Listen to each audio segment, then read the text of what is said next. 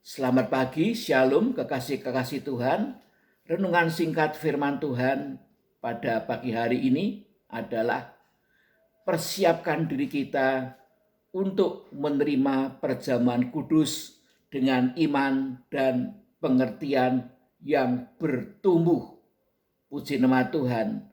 Besok minggu adalah minggu pertama kita akan beribadah raya dengan disertai perjamuan suci. Sebab itu persiapkanlah baik-baik secara rohani.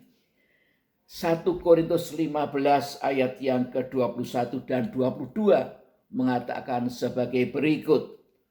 Sebab sama seperti maut datang karena satu orang manusia, demikian juga kebangkitan orang mati datang karena satu orang manusia.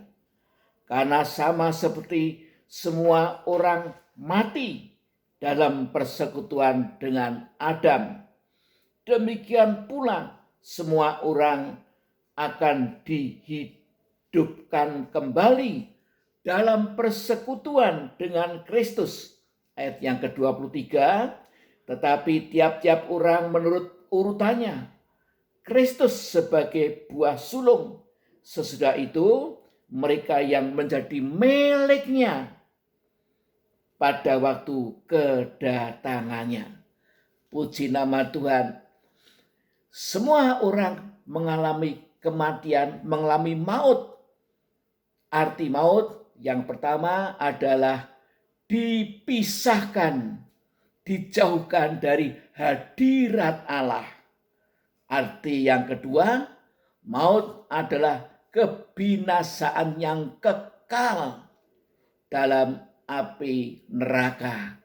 Manusia adalah makhluk kekal, dimasukkan ke dalam neraka pun tidak akan hangus menjadi abu atau jadi uap, tetapi tetap ada, tetap hidup, tetapi hidup dalam maut. Haleluya. Tetapi Kristus telah mengorbankan dirinya di kayu salib. Rela tubuhnya dihancurkan. Karena apa?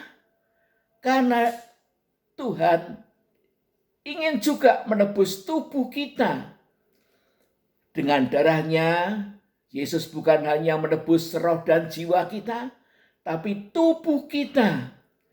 Sehingga barang siapa yang menjadi milik Kristus, dia akan dihidupkan kembali atau dibangkitkan tubuhnya, walaupun dia sudah mati, tubuhnya sudah hancur jadi tanah. Tetapi pada waktu kedatangan Kristus, orang-orang yang mati di dalam Kristus akan dibangkitkan lebih dulu, dan kita yang masih hidup, yang menantikan kedatangannya menjadi orang-orang kudus, tubuh kita juga akan diubahkan dalam sekejap mata menjadi tubuh surgawi, tubuh rohani. Puji nama Tuhan, betul-betul sebagai tubuh, karena dapat diraba, dapat dijamah, dan Tuhan membuktikan bahwa ketika dia telah bangkit dari kematian pada hari yang ketiga, pada waktu berjumpa dengan murid-muridnya, murid-muridnya menyangka itu adalah roh. Tetapi Tuhan mengatakan, aku berdaging dan bertulang, jamah raba tubuhku. Dan betul-betul Yesus bangkit dengan tubuh, betul-betul tubuh dapat dijamah, dan Tuhan Yesus mendemonstrasikan bisa makan ikan dari Danau Galilea yang digoreng dan minum madu. Kalau hanya roh tidak bisa makan dan minum. Yesus dulu yang bangkit dari kematian sebagai buah sulung, kemudian menyusul kita sebagai anak-anaknya yang menjadi miliknya.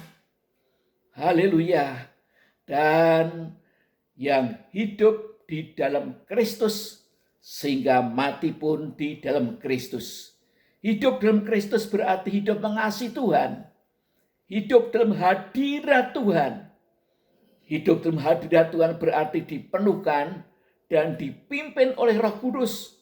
Setiap hari Roh Kudus memberikan pencerahan-pencerahan firman kepada kita. Roh Kudus mengajarkan logos lewat hamba-hamba Tuhan yang diurapi dan dipilih oleh Tuhan.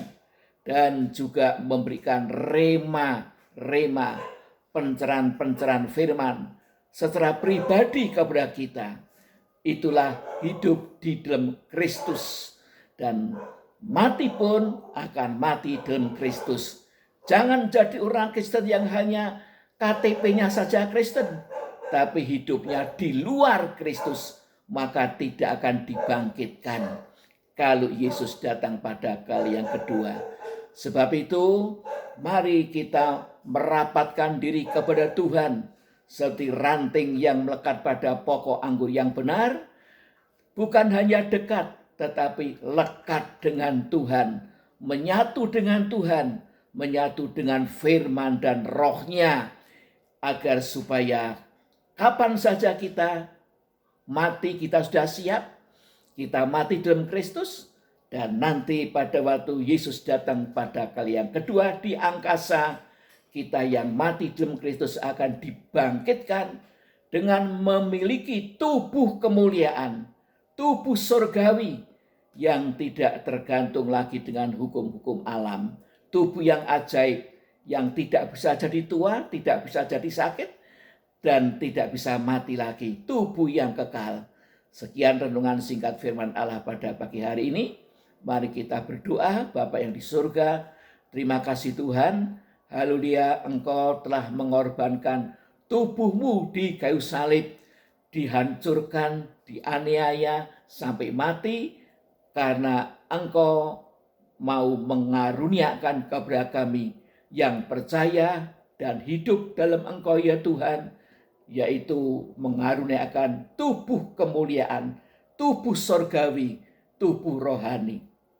Terima kasih Tuhan untuk anugerah Allah yang begitu mulia. Haleluya, begitu ajaib, begitu heran. Jangan sampai kami luput dari anugerah Allah ini. Terima kasih Tuhan. Di dalam nama Tuhan Yesus hamba berdoa dan mengucap syukur. Amin. Terima kasih untuk perhatian Bapak Ibu Saudara sekalian. Tuhan memberkati.